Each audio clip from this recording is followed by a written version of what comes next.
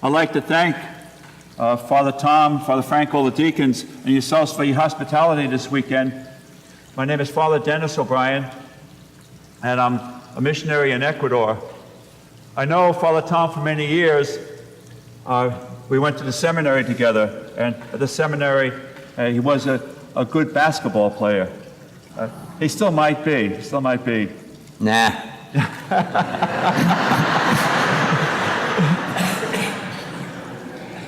At least one dissenting vote. Some years ago in Ecuador, I was going to the countryside to a village, and I brought along a doctor with me. And he said he would just, for free, he would take care of any parishioners, any villagers that were sick. And so after Mass, he took care of those who were sick, and I spoke to him afterwards, and I said, I noticed there was a teenage boy with two-tone hair, two different colors, like brown and rusty brown. And I asked him what was the situation with him, because he looked healthy, and the doctor said, well, he complained that he was tired, and you can tell by the two-tone hair that he suffered from malnutrition. As I said, he had normal weight and everything like that, but what happened was that when a child suffers from malnutrition, they may have the normal weight, look normal, but what happens is that the brain doesn't develop.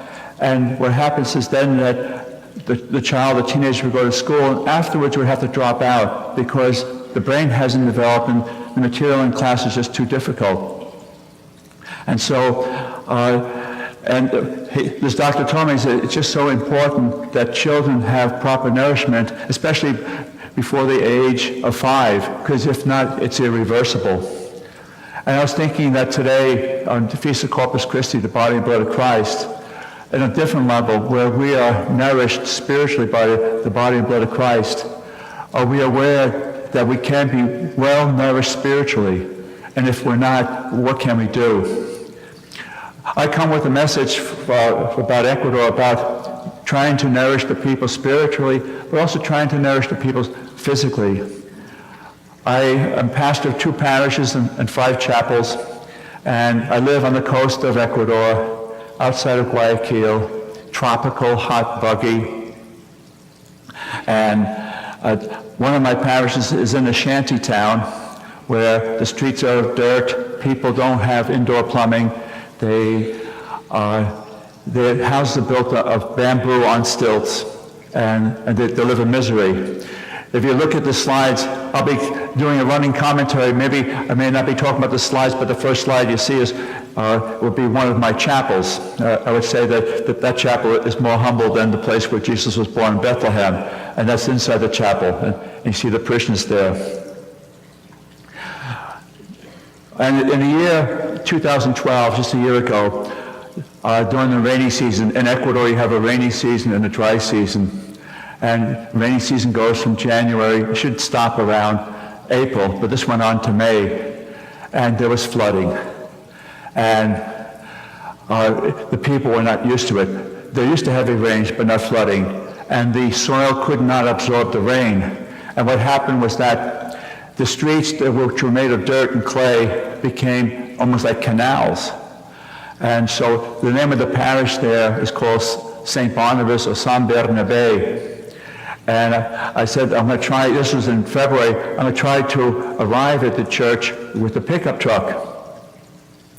And I noticed when I did that, the lights went on the dashboard. I said, I better not do that again.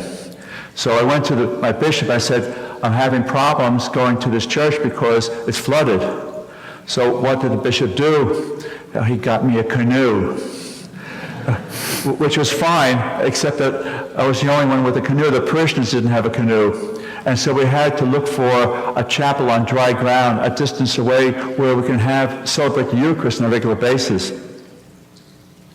You see in the slides there what it looks like when it's dry, when there are no rains. But still the housing, for sure, is substandard. In that picture there, you have black plastic instead of a wall, because that's all the person had.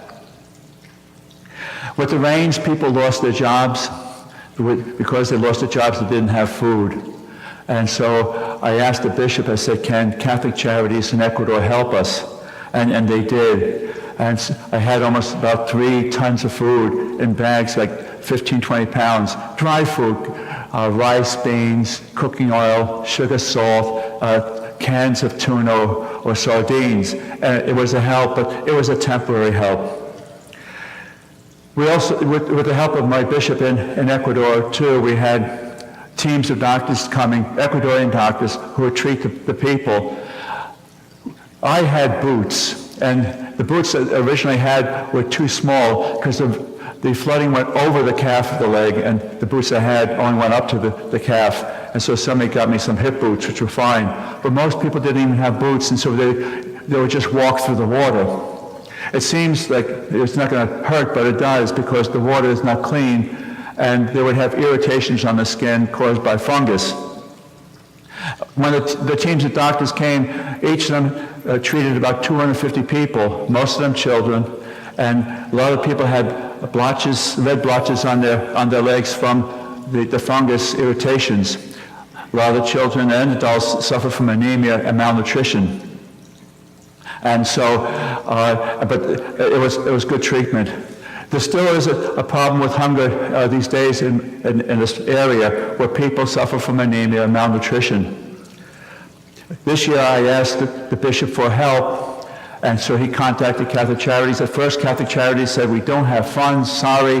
And so my bishop contacted 2 other parishes asking if they could help make donations of beans and rice, and they did. But later, the Catholic Charities did come through, and I was able to bring about 2 tons of food to the people. I'd like to see the ministry down there as trying to nourish the people physically so that they can be nourished spiritually. If you see this slide right here, just go back up the slide. These are 5 children in a home, and the flooding is over their ankles, and that's where they live. And the next one is the bedroom of the children, and it may be hard to see, but there's bamboo floating on the water, and that's where the children lived. In the flooding, you see people trying to make the best of things. If they couldn't live there, sometimes the houses collapsed because of the constant water underneath the pilings, and so they would then live with family members on dry ground. The people there have no deeds to the property. In a real sense, they're called squatters, and they're hoping that one day they can have legal rights. In this picture here, you have a woman up to her waist in water just to receive a bag of groceries. And that's how the situation was over a year ago. I'm there about 7 years, and I have 3 more years to go. And I realize too that when I leave after 3 more years, the vast majority of people will live in poverty.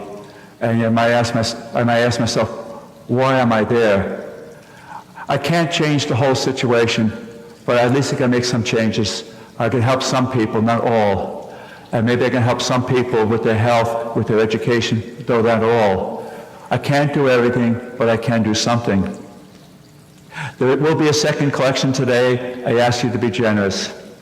If you're caught off guard and you'd like to help, I can give you a business card after Mass. And if you're going to write a check for the second collection, just write it in the name of St. Peter's, and maybe in the memo put down Ecuador. Some years ago, I remember a woman coming to the door, and she came with a baby, and I answered her, and she said, I'd like to have my baby baptized. And I was about to say to her, well, sure, but you need to go to some baptismal classes. But I didn't say that. I said to her, you know, your baby's very sick. Your baby needs to see a doctor. In fact, the baby was dying. And the woman said to me, I have no money. And it dawned on me that the woman came for 1 or 2 reasons. Maybe if the baby was baptized, there would be a miracle, and the baby's health would be restored. And if not, then the baby would be ready for death. And I said to the woman, listen, I'll baptize your baby, but first take your baby to a doctor. There's a clinic around the corner. And she said to me, what happens if they don't believe me? So I wrote a note saying, please take care of this woman and the baby. And I didn't see the baby for 3 months. And after 3 months, I saw this woman with a baby, and the baby was a chubby baby, healthy baby. And we had that baptism. Why was the baby dying? The baby was dying because the baby suffered from dehydration. Why did the baby have dehydration? From dysentery. Why did the baby have dysentery? Because the mother gave the baby water that was not boiled. And there's microbes and amoebas in the water. Why did the mother give the baby water that was not boiled? Maybe she didn't know, or maybe she couldn't afford the fuel to boil the water. The cheapest way of cooking and boiling water in my part of Ecuador is with chunks of charcoal, not the charcoal briquettes that you have for a cookout, but chunks of wood, of charcoal. And for some reason, she didn't boil the water. If a baby in that condition came to a hospital in the United States, say in Florida, how much would it cost to treat that baby? It would probably cost thousands of dollars. How much did it cost to treat that baby in Ecuador and to save the baby's life? It cost about $15. I'd like to take the credit and say that I just took the money out of my pocket and I gave the money to the woman and said, here, take care of your baby, and take all the credit. But I can't, because there are so many cases like that. Well, where did the money come from?